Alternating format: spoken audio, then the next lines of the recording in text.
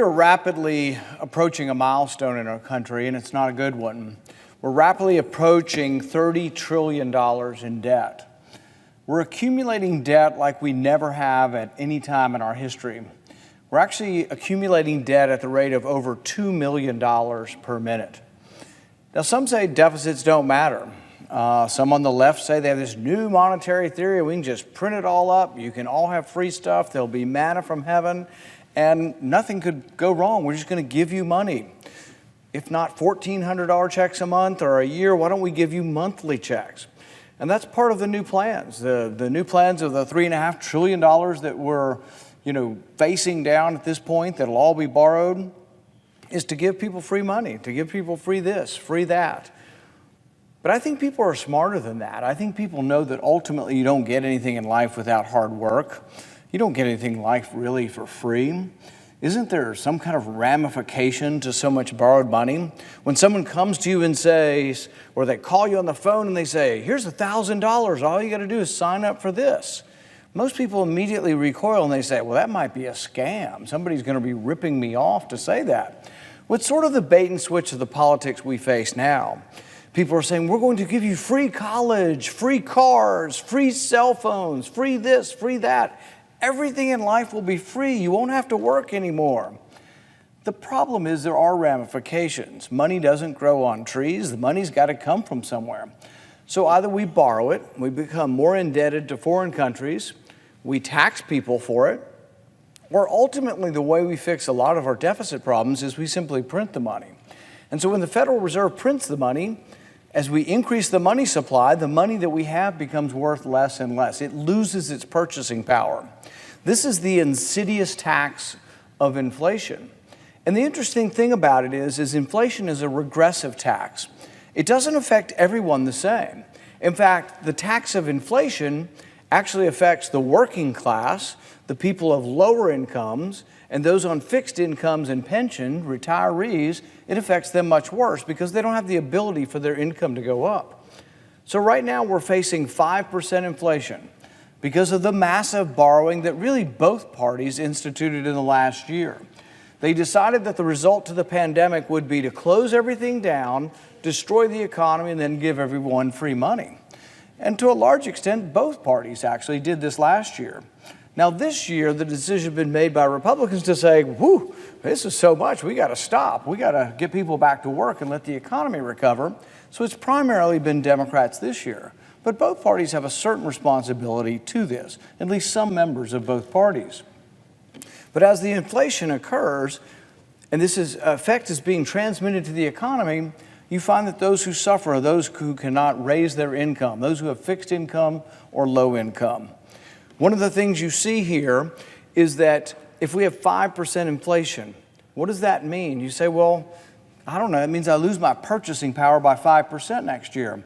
But what if it happens year in, year out for a decade and you've lost 50% of your purchasing power? It means to make up for that you really have to have a 50% increase in your wages. So will wages keep up with inflation? The dirty little secret is that in some ways wages will rise, but maybe they rise an equivalent amount or a little bit less, and you say a decade later, I'm not any better off. And there become people mired and more dependent on government as government gets larger and larger, and they think they're getting free stuff, but it's not really free. The allure of something for nothing. This is the allure of socialism. This is a false allure. It's something that you're going to be able to get something and you're not going to have to pay for it. So we've accumulated $30 trillion in debt. Interest payments have been fairly low over the past decade or so. Interest payments are about, 1, 2, 2.5%. But now interest rates are rising. Even at the low interest rates, our interest rate that we pay each year has grown to about $300 billion a year.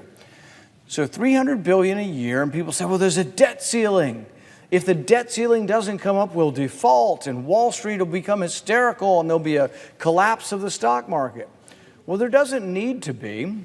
Nobody really is for spreading discalm or spreading, chaos among the marketplace. We all want the marketplace to be calm. How could we calm the marketplace? What we would say to the marketplace is, we'll pay our bills. We're not going to default on our currency. And the way you can pay for your bills is pay for it with income. We bring in $3.8 trillion a year in tax revenue. The interest payment is $300 billion. It's less than we bring in 1 month. So the annual payment on interest is less than what we bring in tax revenue in 1 month. Why can't we pay the interest? Why would we ever not pay the interest on our debt? Why? Because we're overdrawn and because all the rest of the spending is crowded out by the interest. We've got plenty of money to pay for the interest. We just don't have enough left to pay for the cocaine studies with Japanese quail. That's about $1 million. You say, it's only $1 million. Well, they studied Japanese quail to see whether or not Japanese quail on cocaine, to see if they're more sexually promiscuous. How did we get to a $30 trillion debt? Because there's studies like that littered throughout the budget. In fact, the group that does these studies, the National Science Foundation, we just increased their budget by 2/3. Mostly Democrats, but once again, many of the big government Republicans voted for this too. So we've exploded the National Science Foundation. Now, was there any warning that the National Science Foundation was one of the most wasteful parts of our government?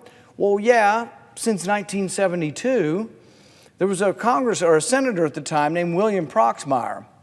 He was a conservative or maverick Democrat from the Midwest, and he started an award. He called it the Golden Fleece Award. And the first award he gave was for a study from the National Science Foundation. It was over a study that was $50,000. That was when $50,000 was a lot of money. And the study was to see what makes people happy. Really? And people were aghast that we were spending $50,000 on it. And he complained. He gave them a booby prize, an award, the Golden Fleece Award. And lo and behold, we're still doing it. This same organization last year did a $1.5 million study that if you take a selfie of yourself while smiling and then look at the selfie later on, does it make you happy? That cost $1.5 million. Why do people like each other? Why do people fall in love? These aren't studies for taxpayer dollars, but these are small ticket items. They say, oh, you can never balance the budget on that. Well, what about $70 million spent on a hotel in Kabul that the contractor ran off with the money and it was never built?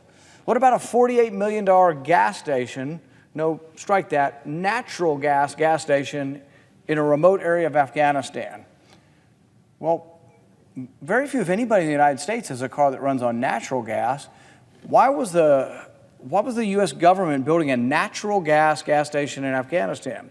Because we've gone woke on the green climate. We are for the green climate. We got to combat climate change and reduce the carbon footprint of Afghanistan.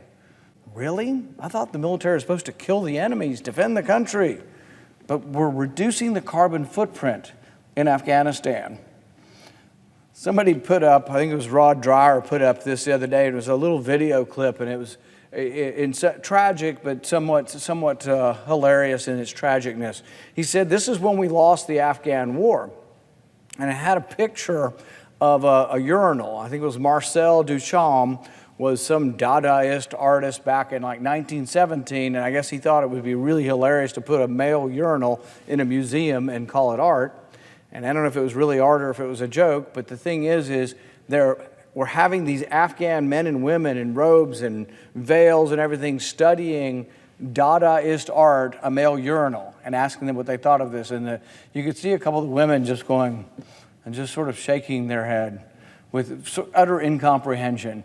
But when we're spending money sending PhDs over to Afghanistan to teach Dadaist art about that a male urinal is somehow art, I think that's why some of them think that we're actually the culture that's in decay, not them. But the thing is we are spending money right and left. The right spends it on military adventure. The left spends it on welfare. And the compromise that always happens around here is right comes together with left. And they all agree to, well, we might as well just spend it on both. So everything goes up. The military budget went up. We already spend more than all of the countries, more than 10 countries combined is our military budget. $750 some odd billion. Republicans and Democrats just raised it $25 billion more. In the midst of ending a war, where's the peace dividend? What happened? We ended a war. I thought we'd have a little more money left over. So today I tried to take $6 billion that's supposed to go to the Afghan Reconstruction Fund, to the old Afghan government. There is no Afghan government. They've been overrun by the Taliban. I want to have, and I would love for Americans that are watching this, call me today at my office and tell me why the Taliban should get money. But I ask that we take that money away, put it back in the Treasury, spend some of it on the Iron Dome for Israel, and it was objected to by the Democrats because, by golly, they'll spend money, but they don't want to offset it with any spending cuts. Well, really?